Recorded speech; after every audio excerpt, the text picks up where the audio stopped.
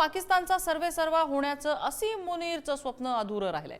मुनीर याला सीडीएफ अर्थात chief of defence forces म्हणजे संरक्षण दलाचे प्रमुख बनवण्याची प्रक्रिया अधांतरी आहे।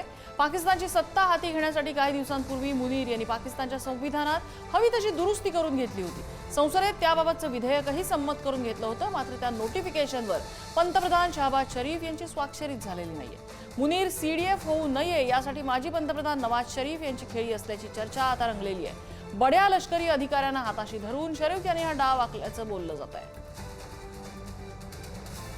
पाकिस्तान आत्ताच एका राजकीय नाजूक परिस्थितीतून जात असतानाच नवाज शरीफ यांच्या या खेळीमुळे मुनीर यांचा मात्र मोठा मुखभंग होणार आहे।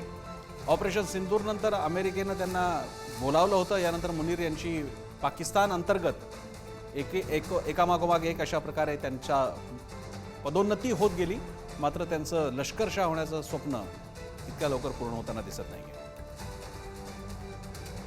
चीफ ऑफ डिफेन्स फोर्सेस या पदावर फील्ड मार्शल असीम मुनीर आले तर त्याच्या अनुषंगानं आणि 27व्या घटना दुरुस्तीच्या तरतुदीच्या अनुषंगानं न्यायिक स्वातंत्र्यावर गदा येणार आहे। त्याचबरोबर एक प्रकारे न्यूक्लिअर कमांड ही फील्ड मार्शल असीम मुनीरच्या हातात येणार आहे आणि सर्वात महत्त्वाचं आर्मी, नेव्ही आणि एअरफोर्स या तिन्ही दलांचं एक प्रकारे सर्वोच्च स्थान हे फील्ड मार्शल असीम मुनीर यांच्या हातामध्ये येणार आहे। म्हणजेच पाकिस्तान मधला सर्वोच्च अधिकारी, सर्वोच्च व्यक्ती अशा प्रकारचं स्थान फील्ड मार्शल असीम मुनीर याचं तयार होणार आहे।